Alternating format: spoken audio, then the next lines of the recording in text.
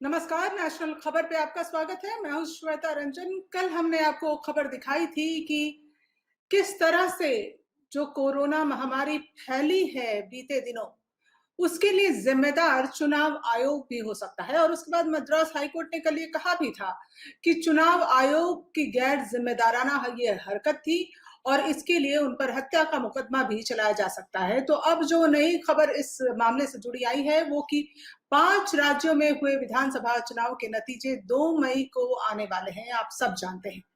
ऐसे में अब कोरोना महामारी को देखते हुए चुनाव आयोग ने बड़ा फैसला लिया है। फटकार के बाद जिस तरह से हाईकोर्ट की तरफ से फटकार मिली है चुनाव आयोग को और उनकी गैर जिम्मेदाराना हरकत के लिए उनको जवाबदेही तय करने की बात की गई है, उसके बाद से ये आज सुबह का नया फैसला है जिसमें चुनाव आयोग ने फैसला लिया है कि चुनाव नतीजों के दिन किसी भी तरह के की जो सेलिब्रेशन है अमूमन होती है, देखी जाती है, वो नहीं होगी, उस पर रोक लगा दी गई है।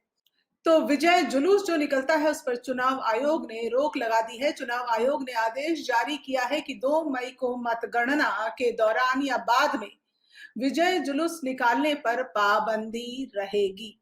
देश भर में कोरोना संक्रमण के तेजी से बढ़ते मामलों के चलते चुनाव आयोग को यह फैसला लिया गया है। हालांकि बार बार हम कह रहे थे कि आखिर ये जो महामारी जिस तरह से फैली है उसके लिए जिम्मेदार कौन है। राजनीतिक दल है, चुनाव आयोग है, जिन्होंने ये सुनिश्चित नहीं किया कि प्रोटोकॉल का जो उल्लंघन हो रहा है, जो धज्जियां उड़ाई जा रही हैं, उस पर किसी की जिम्मेदारी, किसी की जवाबदेही तय करे। लगातार चुनाव आयोग पर उंगलियां उठ रही थी, लगातार राजनीतिक दलों पर उंगलियां उठ रही थी। उसके बाद चुनाव आयोग ने ये एक बड़ा फैसला लिया है। तो इससे पहले यानी कि कल सोमवार को मद्रास हाई कोर्ट ने कोरोना केसों में तेजी से इजाफे को लेकर चुनाव आयोग को जिम्मेदार ठहराया था। उच्च न्यायालय ने कहा कि कोरोना केसों में तेजी से इजाफे के लिए अकेले चुनाव आयोग ही जिम्मेदार है और इसके लिए उसके अधिकारियों पर हत्या का केस दर्ज होना चाहिए। तो ये कल मद्रास हाईकोर्ट ने कहा था। तो एक तरह से जो फैसला चुनाव आयोग को बहुत पहले लेना चाहिए था, बहुत देर से लिया है, लेकिन चलिए एक बात जवाबदेही तो तय हुई है कि ये किसकी गलती थी। देश जो एक मुश्किल दौर से गुजर रहा है, इतना मुश्किल सब कुछ नहीं हो जाता। अगर हर कोई आयोग से लेकर राजनीतिक दल, राजनेता अपनी जिम्मेदारी को समझते, उसका एहसास करते तो मुश्किलें यहां तक नहीं पहुंच जाती। तो अदालत ने चुनाव आयोग को फटकार लगाते हुए कहा था कि यदि चुनाव आयोग की ओर से 2 मई को मतगणना के दौरान कोविड प्रोटोकॉल के पालन का प्लान नहीं पेश किया तो वो काउंटिंग रुकवा देगा। ये मद्रास हाईकोर्ट ने कहा था और कड़ी फटकार लगाते हुए कहा था, लताड़ते हुए कहा था कि देश में आई कोरोना की दूसरी लहर के लिए चुनाव आयोग जिम्मेदार है। तो एक संवैधानिक संस्था के तौर पर चुनाव आयोग की जो भूमिका पिछले दिनों देखने को मिली है, कोई जिम्मेदारी का एहसास नहीं दिखा है उनके भीतर। और ऐसे दौर में जब संकट की घड़ी है, मुश्किल दौर है और कोरोना के मामले तेजी से फैल रहे हैं, जब पूरे प्रोटोकॉल का पालन होना चाहिए, तब चुनाव आयोग ने ये कदम पहले क्यों नहीं उठाया कि प्रोटोकॉल का पालन हो, राजनीतिक दलों पर कोई पाबंदी लगाई जाए और ये सुनिश्चित की जाए कि वो पालन जो है प्रोटोकॉल का पूरी तरह से कर रहे हैं। इससे पहले देखिए कई राजनीतिक दलों की ओर से पश्चिम बंगाल में जो हालात देखने को मिले हैं कि हर 4 में से 1 व्यक्ति कोरोना पॉजिटिव है पूरे बंगाल में। कोलकाता में हर 2 में से 1 व्यक्ति जो है कोरोना पॉजिटिव है।